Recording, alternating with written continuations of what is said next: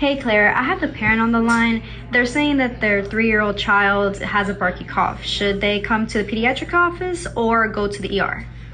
So with a barky cough, if they're hearing a high-pitched inspiratory sound, like a or at rest, or if they're noticing that their baby is having, or their child is having a hard time breathing, like they're seeing sucking in underneath the rib cage, they have to go to the ER.